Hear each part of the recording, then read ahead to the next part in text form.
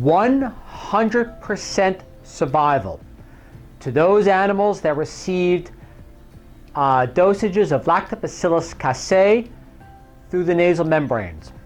100% survival. To those animals that did not receive the benefit of Lactobacillus casei, 100% fatality rate in regard to exposure, or I should say lethal exposures, to different strains of Influenza A.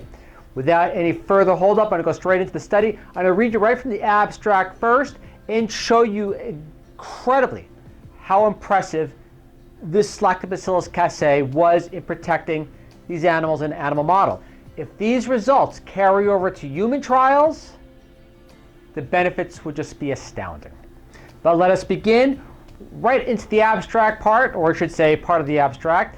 We found that pre-treating the mice with heat-killed Lactobacillus casei DK128 bacteria, not a difficult form to find. It's actually predominant in kimchi, but we'll get to that a little bit later on. Bacteria made from the resistant to lethal primary and secondary Influenza A virus infection and protected them against weight loss and mortality, said quoted the researchers. Our results are highly significant because mice pre-treated, we're not talking 10%, 20%, 30%, or 50% a better survival rate. We're talking 100% as we proceed. Pre-treated with DK128 had 100% survival and prevention of weight loss. The strain of lactic acid bacteria also equipped, by the way, here's the chart before I finish, and so you can read along. You could see, you see D, E, and F. I'm going to present this forward full screen. The red did not receive the Lactobacillus casei. The blue did. Now I know you're looking at the chart going, well, where is the blue? Well, the problem is we're looking at survival rate. And there was no change from 100%. And you can't get better than 100%. So it looks like a flat line at the very top of the graph, where after a few days, after exposure to lethal doses or lethal exposures to influenza, you see that red line, or I should say those poor mice that did not receive Lactobacillus casei, just drop off like rocks.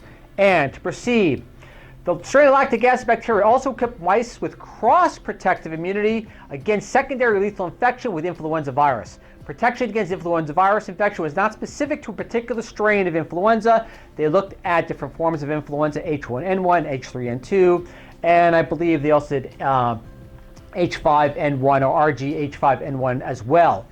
And even though they may have initially exposed them to H3N2, they found out they had, in many cases, complete protection against the other strains. But to proceed forward, the public citation of the article is lactic acid bacteria can protect against Influenza A, study finds, and again, secondary infections as well. But most information we're going to gather from is going to be from the abstract itself. Now, there's an amazing discovery in regard to this outside of stating the automatic obvious, which it gave a 100% protection against mice exposed to lethal strains of these influenza viruses. But check this out. All right, this is one of the other, as far as the graphs and the bar and whiskers, or whatever you want to call it. I highlighted the area there. You see the NK cells and the activated NK cells and so on and so forth. The red group are the mice which did not get the Lactobacillus casei. Now the blue group did. Now you would normally expect the natural killer T cells to be elevated. But there's an oddity here. If you look at it, yeah, it is elevated. And the mice did not receive Lactobacillus casei. It's hardly elevated at all in the mice that did not. Which leads the researchers to also come to the next statement they discovered in regard to the research itself. T cells are not required for protection against primary infection by heat-killed DK128, that's Lactobacillus casei, pre-treatment, but CD4 T cells partially contribute to the prevention of severe weight loss. Now, looking at the chart itself, you've noticed the white bar there. That's your a prior control group with no exposure to the virus. The red, obviously, is the ones which were exposed to lethal doses or lethal exposure to the viruses. They did not have the probiotic. And the blue, obviously, received the probiotic, and you notice in regard to the chart there itself. That is an incredible observation. And there's more to it into the full published research itself, which, by the way, is open and free. It is not a pay-per-view. So basically, anybody who witnesses this video, hopefully a few more than our typical crowd, But however, anybody that witnesses this video can actually go to the research itself and look at it to tear it apart if they want to find things, that they find weaknesses in the study, or validate it, whatever you want to do. It's open. It's open for you or any of you to view on your own. But let us proceed as follows. Again, they looked at various strains. If you notice the little title there, T cells not required, it was regard to H1N1, and the chart itself was examined to H3N2. The results kind of were similar on both fronts. But to move a little forward into the study itself. All right, now the Lactobacillus casei. Now I left this part up here because it's important as well. This shows you the methods, but the Lactobacillus casei DK28, it shows you right there its sources itself. Now the exposure to viruses, and those lethal viruses per se, the Influenza A, types H1N1, H3N2, and obviously, of course, the RG H5N1, all the sources and how they exposed people to those pandemic viruses, not people, apologize, mice, are all here. However, referring to people, if this Lactobacillus casei works the same way, now keep in mind, it's administered nasally, which is another amazing route of basically delivery itself, because you wouldn't normally think that that route of delivery would have greater impact than possibly assumed orally. Now again, they based themselves on prior studies in regard to why they basically decided on a nasal delivery route per se, as opposed to food or whatever. But however, in this particular study, it was nasal delivery, and it was prior to the exposure to the viruses. So keep that in mind as well. And to proceed past the methods and treatments as right there as you go, let's move forward. All right, so we're talking secondary exposure as well. Now, what do you think the survival of the control group, the ones not receiving that probiotic, was in regard to secondary exposure to lethal? And what do you think the survival rate was to those who did receive their probiotic prior in regard to future exposure to different types of influenza or a variety of influenza strains? Let us proceed. I'm only going to take some excerpts here so you get an idea. As we observed with BLIBC mice, he killed DK128 treated, showed protection against lethal H1N1 virus infection with minimal weight loss of approximately 5%. In contrast, the mock control group did not survive viral infection and all died by day 9 post-infection. Again, if you look at the title there, it's in regard to acquired immunity and secondary viruses. The C57BL / mice that were protected against primary H1N1 virus via heat-killed DK128 pre-treatment were completely protected against lethal infection with the secondary RG-H5N1 virus, which was lethal for all naive mice.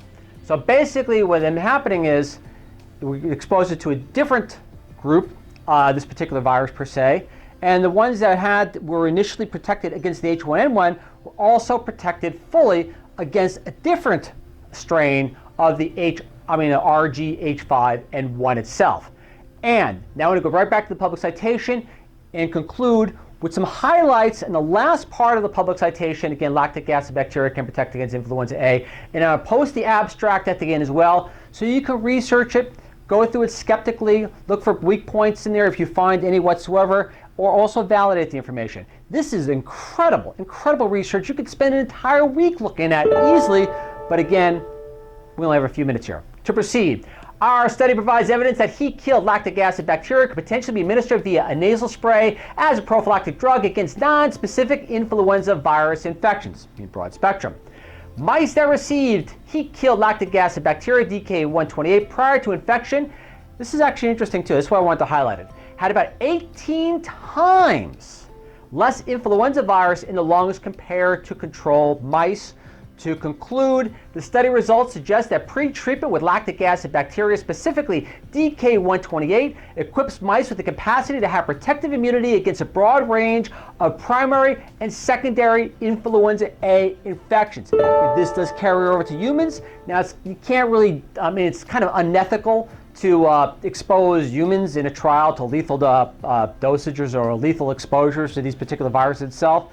So I don't know exactly how they would conduct the trial per se, outside of observational, given certain people the lactic acid bacteria as opposed to others that do not. Again, it's a lot. That's really, especially something that confers 100% protection. And if someone should have harm conducted to them, and those who did not receive the lactic acid bacteria in a control group, you can see the conundrum, so to say. Conundrum. All right, but again, nasally applied, protects against a broad spectrum of the influenza viruses itself. If it carries over to humans, to repeat over and over again, this is an incredible breakthrough.